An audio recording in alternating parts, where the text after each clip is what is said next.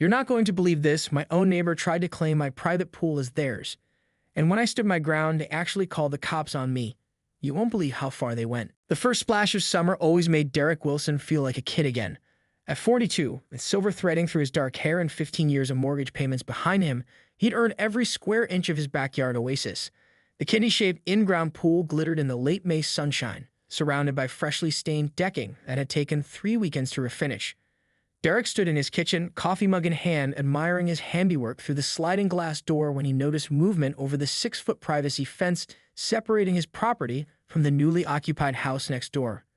"What the hell?" Derek muttered, setting down his mug with a sharp clink against the counter. A ladder appeared, then a head, then shoulders. A woman with a severe blonde bob was peering directly into his yard, clipboard in hand, measuring tape dangling from her wrist. She didn't seem remotely embarrassed to be caught spying. Instead, she waved cheerfully as if they were old friends. "Good morning. I'm Cynthia Mercer. Just moved in next door." She called it over. "Mind if I pop over for a quick chat?" Before Derek could respond, the doorbell rang. Somehow she'd already made it around the block to his front door. When he opened it, Cynthia stood there in pressed khaki pants and a polo shirt embroidered with the logo of a local real estate company, her smile professionally dazzling. "So nice to meet you," she said, extending her hand. "I've been admiring your pool setup from my upstairs window. It's exactly what we had in mind when we purchased the property." Derek shook her hand reflexively, startled by her forwardness. "Thanks. I had it installed 5 years ago. Took nearly 6 months with all the permits and construction." "Well, it's absolutely perfect," Cynthia continued, stepping past him into his foyer without invitation. "The previous owners of my house mentioned that the pool was a shared amenity between our properties. I'm just taking measurements for the gate we'll install in the fence." Derek blinked, trying to process what she just said. "Excuse me? Shared amenity? There must be some mistake. The pool is entirely on my property. I designed it, paid for it, and maintain it myself." Cynthia's smile didn't waver, but something hardened in her eyes. "That's not what my paperwork indicates. According to my purchase agreement, our property comes with shared access to adjacent swimming facilities. Why else would anyone buy that house? It's basically a shoebox compared to yours." "I've never heard anything about this," Derek said, feeling his temperature rising. "I've lived here for 15 years. The previous neighbors never once used my pool, nor did they help pay for its installation or upkeep." "Well, perhaps they were just being polite by not exercising their rights," Cynthia replied with a tight smile. "But I've paid a premium for this property specifically because of the pool access. My children have been promised a summer of swimming, and I intend to deliver." "Your children are welcome to join a community pool," Derek suggested, trying to remain calm. "Because mine is private property."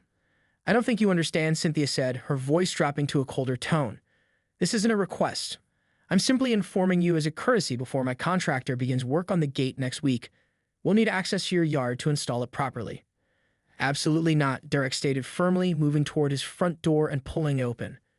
"I think you should leave now and check your paperwork again. There's been a misunderstanding." Cynthia didn't budge. Instead, she pulled out her phone. "My husband is an attorney, Mr. Wilson. Trust me when I say you don't want to make this difficult." "There's nothing to make difficult," Derek replied. "The pool is on my property. I have the surveys and permits to prove it." "We'll see about that," Cynthia said, finally moving toward the door. "The previous owners were quite clear about this arrangement. Perhaps your memory is failing you." As she stepped outside, she turned back with a smile that didn't reach her eyes. "I recommend you check your own paperwork before things get complicated. My family will be using that pool this weekend. I suggest you make sure it's clean." Derek watched her stride back toward her house and closed the door with more force than necessary. His peaceful summer suddenly felt threatened by storm clouds gathering on the horizon, and they had blonde hair and a real estate license. Little did he know that this was just the opening salvo in what would become the neighborhood battle of the decade. The next morning, Derek sat at his kitchen table surrounded by a fortress of paperwork, property surveys, pool construction permits, homeowners insurance documents, and 15 years' worth of property tax statements. His friend Marcus, a real estate attorney, peered over reading glasses at the documents spread before them. "There's absolutely nothing here that indicates any shared access or easement," Marcus confirmed, pushing a survey map toward Derek.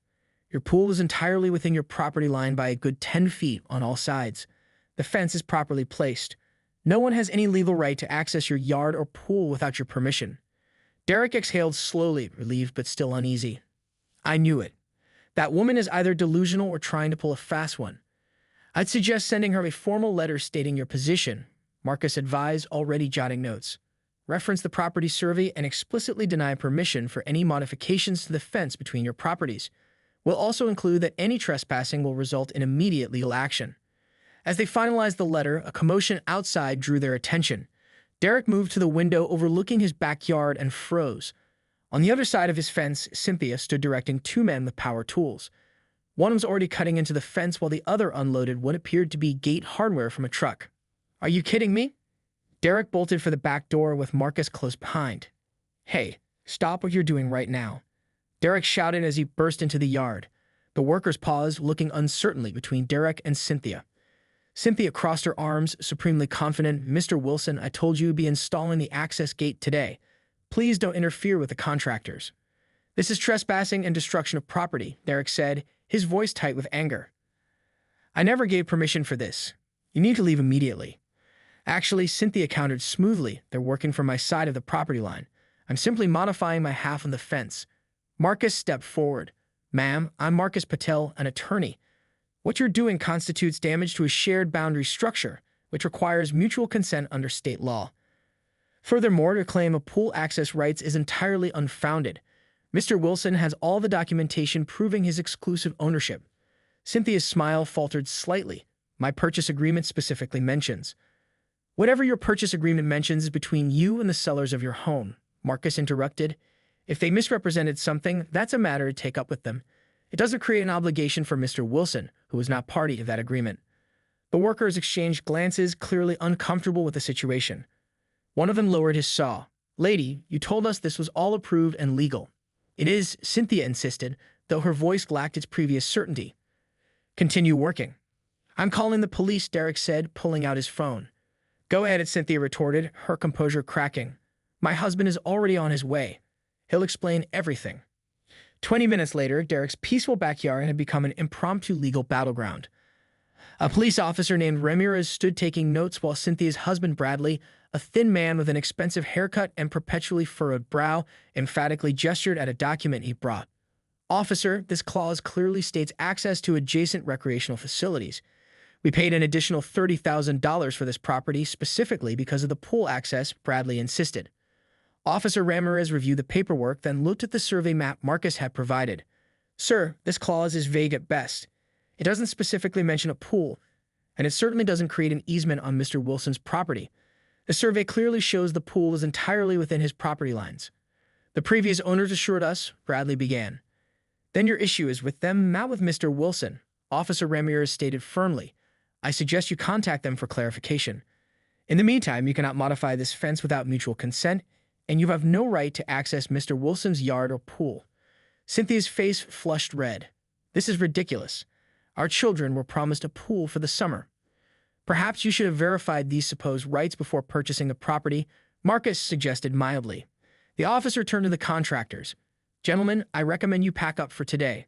This is a civil matter that needs to be resolved before any work proceeds."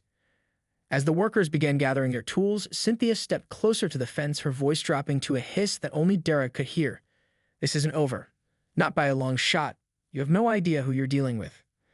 "Actually," Derek replied quietly, "I think I have a pretty good idea." 2 days after the confrontation, Derek finished installing the last of his security cameras.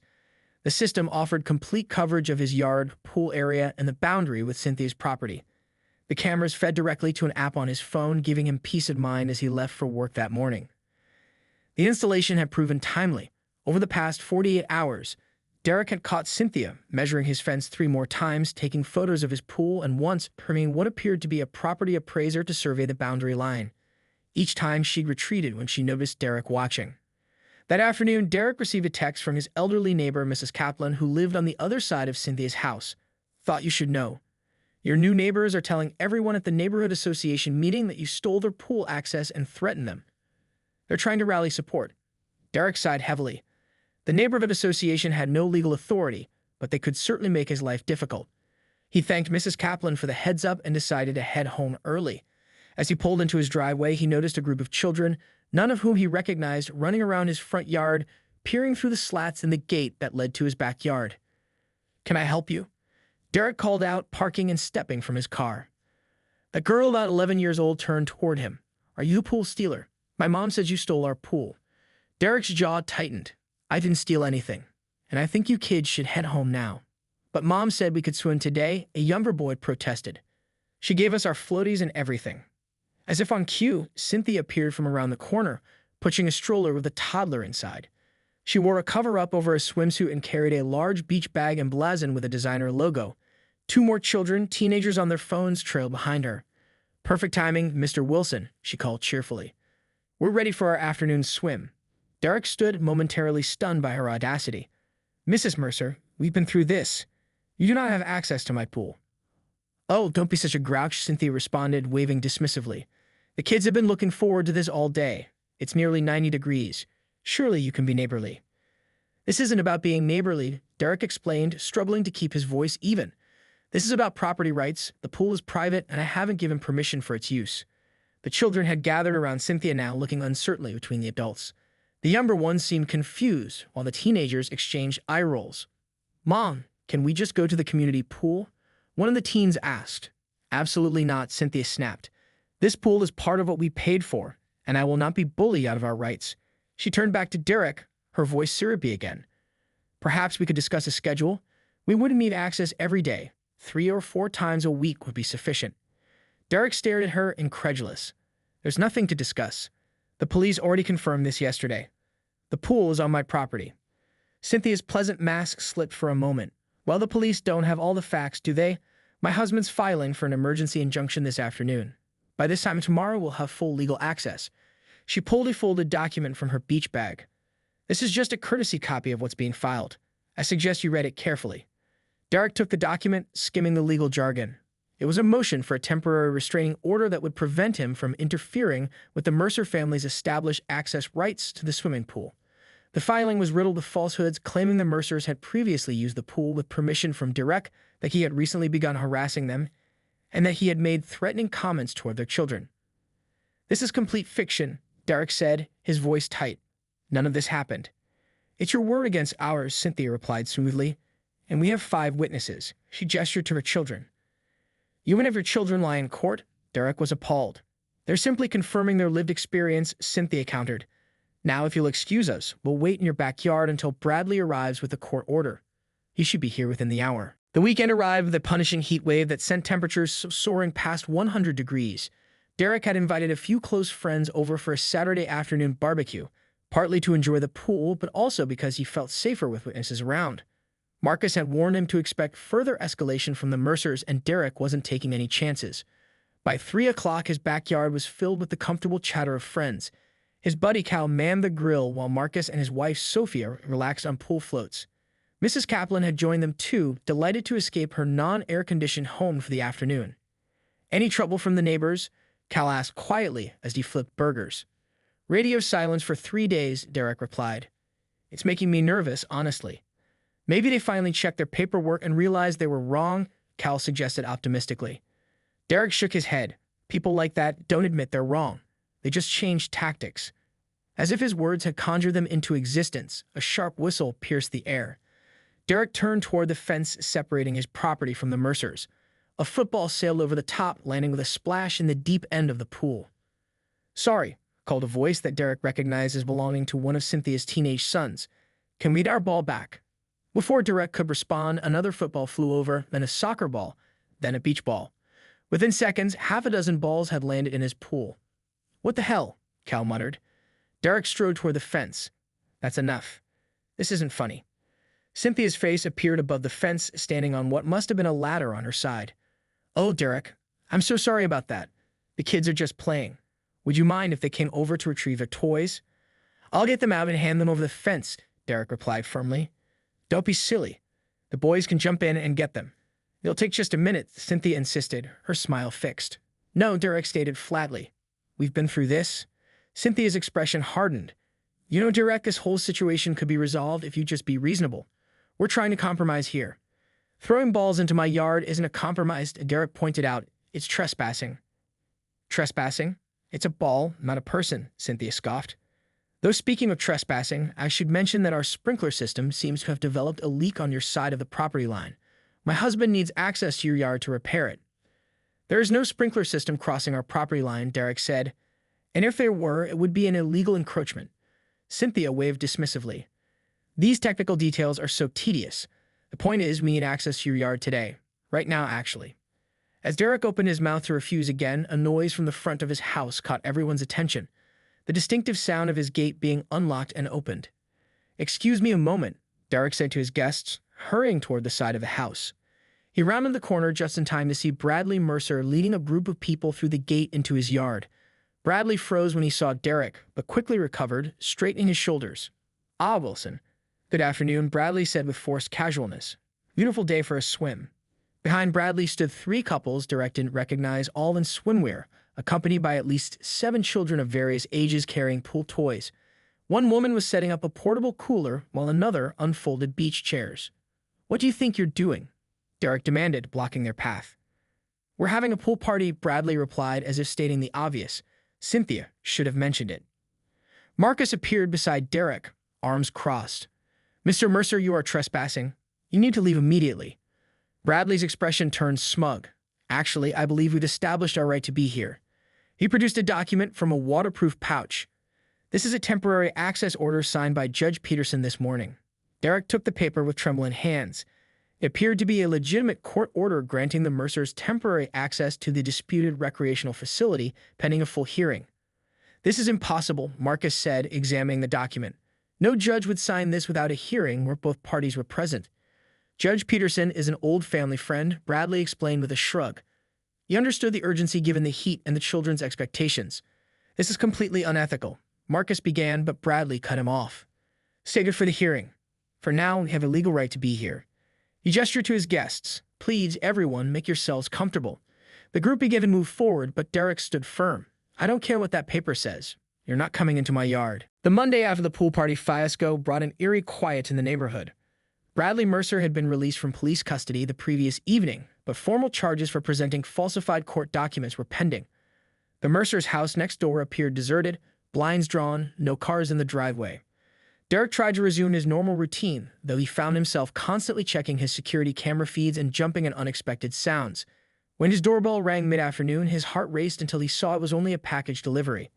Becoming paranoid, he muttered to himself, setting the package aside. His phone buzzed with a text from Marcus. "Any activity from the neighbors from hell?" "Radio silence," Derek replied. "It's almost more unnerving than a harassment." Marcus sent back a single word: "Careful." That evening, as Derek finished watering his front garden, a sleek silver Mercedes pulled into the Mercer's driveway.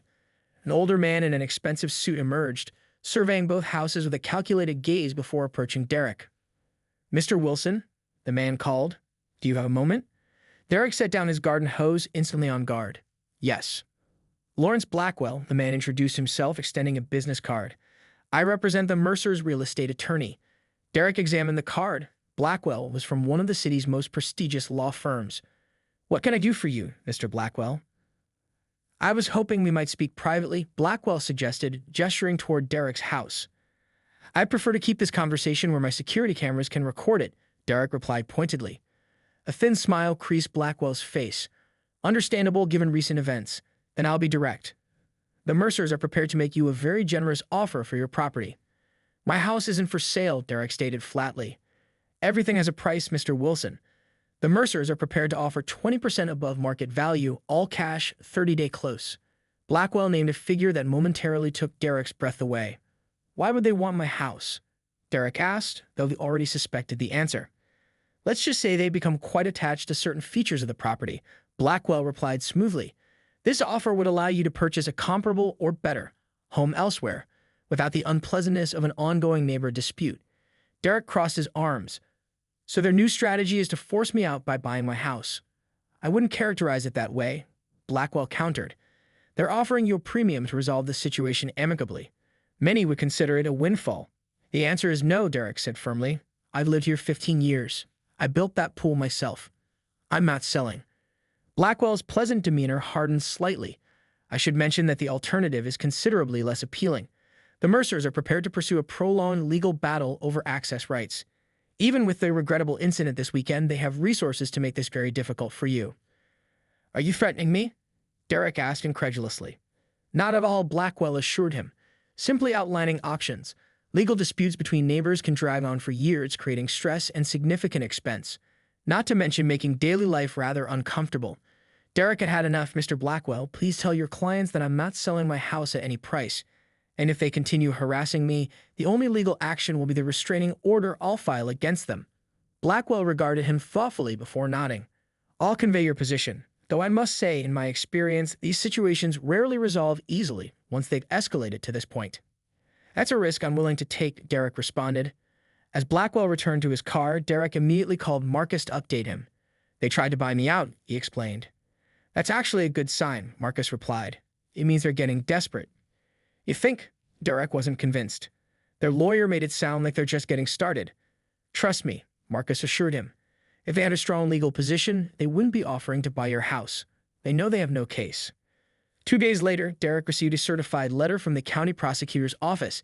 It was a request for his testimony regarding the falsified court document incident. According to the letter, Bradley Mercer was facing felony charges for document forgery and presenting false evidence to a police officer. That same afternoon, a moving truck appeared in the Mercer's driveway. Derek watched from his kitchen window as professional movers loaded furniture and boxes. After an hour, a luxury SUV pulled up and Cynthia emerged, supervising the loading process while talking intensely on her phone.